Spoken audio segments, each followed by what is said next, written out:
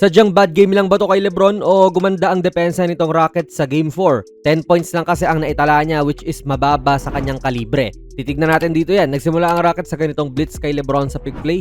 Hindi naman na to bago kasi ginagawa na ng Houston to noong mga naunang games pa. Pero may effect pa rin naman yan. Gawa nung natural na playmaker din itong si Lebron, so kapag ganitong nasisense niyang may open man, dito niya rin ibibigay. Good look ito kay Rui Idol, good read din yan kay Lebron, pero kita nga natin yung pressure na hatid ng Houston. Ito naman yung unang turnover niya, Idol. It seems like dinidescribe lang natin yung mga nangyayari, which is totoo naman. Wala naman din kasing pressure gaano, sinasalubong lang siya ng man niya at nag-decide siya na magbigay din ng forward pass. Yun nga lang ay masyadong mababa ito and mukhang hindi pa nasisil na maayos si Marcus Smart yung taon niyang si Shepherd. Kaya turnover sa kanya to, sabay score sa kabila.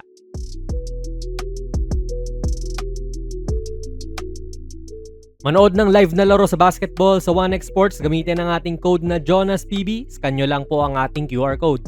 Dito yung something na medyo nahirapan ang Houston depensahan, yung Lebron post-up. Ang problema nga lang syempre ay yung best match-up yung katapat niya na si Tari Eason. Walang gaanong advantage si Lebron dyan, kaya ang susi rin sa ganito ay dapat na ipapanalo ni Lebron yung ganito mga post-ups eh. Kapag kasi kunwari nag-double si Smith Jr. edi iiwanan niya si Kennard, mahirap yan. Si Alpi kapag nag-double din, si Aito naman yung naiiwan in which nagkaroon ng good game to before siyang ma-eject. So napipilitan ng Rockets na mag-single coverage para hindi sila magulumihanan sa depensa.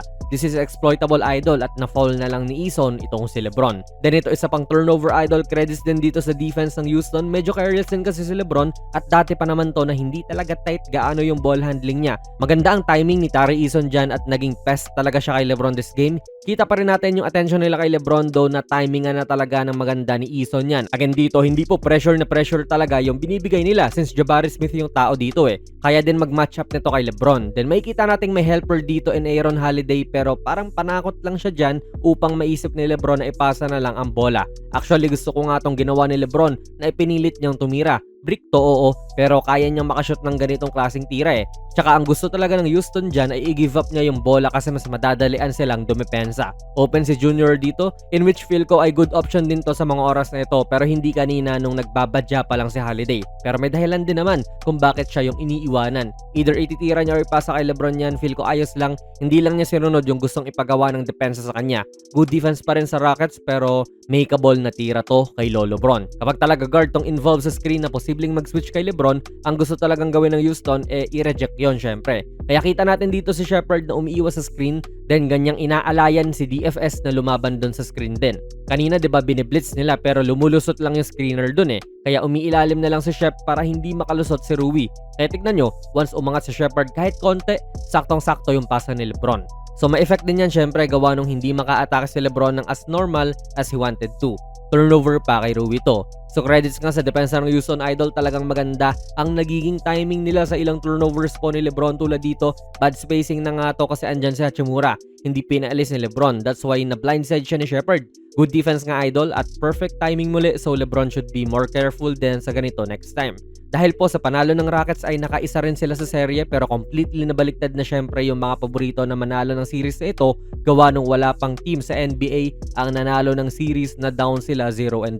Tapos home court pa ng Lakers next game kaya lemadong-lemado tong LA. Pero sa game na ito nakita nga natin na solid naman din ang depensa nila kay Lebron. Umaatake si Lebron kapag kaya pero since pinapakitaan siya ng iba't ibang coverages ay medyo napabagal siya nun. Tapos maganda pa ang timing nila sa ilang turnovers ito ni Lebron eh.